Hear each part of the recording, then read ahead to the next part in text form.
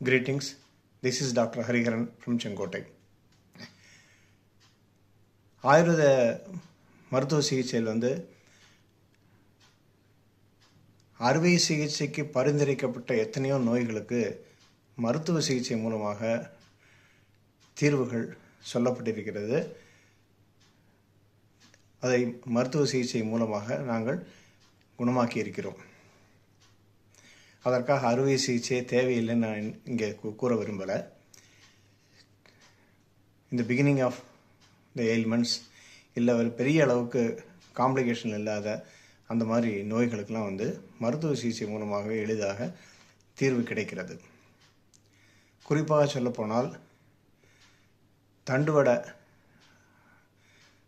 ஏற்படக்கூடிய பிரச்சனைகள், முதுகுவலி, குறுக்கு வலி, இன்ட்ராவெர்டிபுலர் டிஸ்க் ப்ரொலாப்ஸ், டீஜெனரேட்டிவ் சேஞ்சஸ், இந்த மாதிரி பிரச்சனைகளால் அவதியுறுவர்களுக்கு ரொம்பவும் காம்ப்ளிகேஷன் இல்லாத அளவுக்கு இருக்கக்கூடிய கேசஸ்லாம் மருத்துவத்தால் குணப்படுத்த முடியும். அதே மாதிரி மூல நோய், பகந்தரம் என்று சொல்லக்கூடிய ஃபிஸ்டுலா இன் ஆனோ,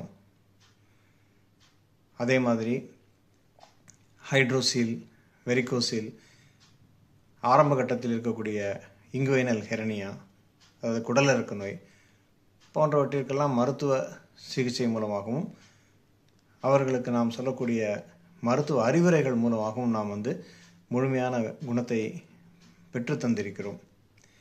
அந்த வகையில் இன்று ஒரு நோயாளியினுடைய சிகிச்சை விவரங்களை இங்கே பதிவிட விரும்புகிறேன்.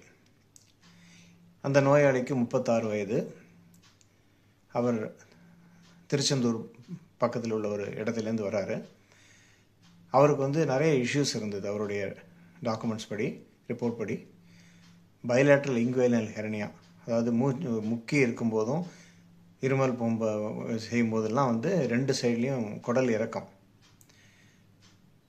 அதே போல் அவருக்கு ஹைட்ரோசீல் என்று சொல்லக்கூடிய விரைவீக்கம், எப்பிடிடைமல் சிஸ்ட், உள்ளுக்குள்ளே விரைக்குள்ளே ஏற்படக்கூடிய ஒரு பிரச்சனை, ஒரு சின்ன நீர்க்கட்டி மாதிரி உள்ளது. அதே மாதிரி பைலேட்ரல் வெரிகோசீல். இந்த பிரச்சனைகளால் அவதியுற்று அந்த நோயாளி, அந்த இளைஞர் ரொம்ப அதிகமான வலிக்கு ஆட்பட்டு ரொம்பவும் சிரமமாக இருந்தது. நீங்களே நினச்சி பாருங்கள், எப்போவும் ஒரு வலி இருந்துகிட்டே இருக்கும், வண்டி ஓட்ட முடியாது, நிம்மதியாக வேலை செய்ய முடியாது, அந்த மாதிரி ஒரு பிரச்சனை இருந்துகிட்டே இருந்தது. டைட்டாக ட்ரெஸ் போட முடியாது. ஸோ இப்படிப்பட்ட பிரச்சனைகளால் அவர் மருத்துவரை அணுகும்போது அவங்க அறுவை சிகிச்சை கண்டிப்பாக செய்யணும்னு பரிந்துரை பெற்றிருக்காங்க. அவர் அங்கிருந்து யார் மூலமாகவோ கேள்விப்பட்டு எங்களுடைய மருத்துவமனைக்கு வந்தார். அவருடைய ரிப்போர்ட்ஸ் எல்லாம் ரெஃபர் பண்ணதுக்கப்புறம் நாங்கள் எங்களுடைய மருந்துகளையும் இவ்வளோ உள் மருந்துகள், வெளிப்பூச்சு போன்ற மருந்துகளையெல்லாம் கொடுத்து சிறிது சிறிதாக அவருடைய பிரச்சனைகளை தீர்த்து வைத்தோம். ஆயுர்வேதத்தில் சகஸ்ர யோகம் என்று சொல்லக்கூடிய ஒரு அற்புதமான ஒரு நூல் இருக்குது. சகஸ்ரம் என்று சொன்னால் 1000 ஃபார்முலேஷன்ஸ், மருந்து கலவைகளுடைய தொகுப்பு தான் அந்த சகஸ்ரயோகம் என்பது.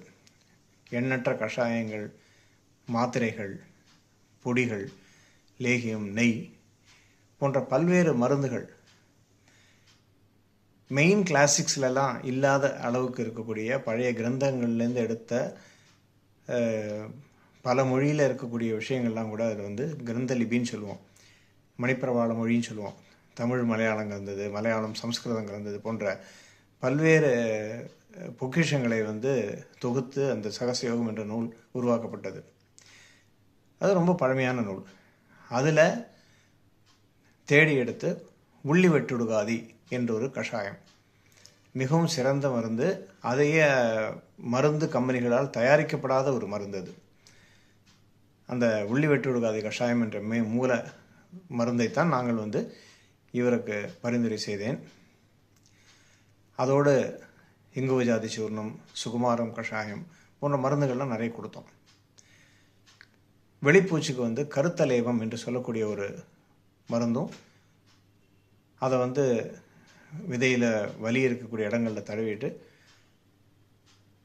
ஆமணக்கு இலை இல்லை வெற்றிலை இதை போன்ற ஏதோ ஒரு உஷ்ணமான ஒரு இலைகளை வைத்து வாட்டி கட்ட வேண்டும் ஒரு குறிப்பிட்ட நேரத்திற்கு. அப்போது கொஞ்சம் கொஞ்சமாக வலியும் போய் விரையில் உள்ள வீக்கம் எல்லாமே தணிஞ்சிரும். ஆனால் அதில் ஒரு சிக்கல் இருக்குது.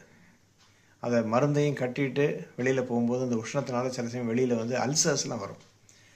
அப்படிலாம் இவருக்கும் ஏற்பட்டது. அதை திருப்பி 2வது ஒரு காம்ப்ளிகேஷனாக கருதி திரும்பவும் அதுக்கெல்லாம் ட்ரீட்மெண்ட் பண்ணி அதெல்லாம் சரி பண்ணி இன்றைக்கி அவர் பரிபூர்ணமாக அந்த நோயிலிருந்து விடுபட்டு விட்டார். அது சார்ந்த மருத்துவ கோப்புகளை எல்லாம் வந்து இந்த பதிவின் தொடர்பாக நான் இங்கே உங்கள் பார்வைக்காக பதிவு செய்கிறேன். எனவே ஆரம்ப கட்டத்தில் இருக்கக்கூடிய இது போன்ற அறுவை சிகிச்சைகள் பரிந்துரைக்கப்பட்ட நோய்களுக்கு ஆயுர்வேத மருத்துவத்தில் கண்டிப்பாக தீர்வு இருக்கிறது.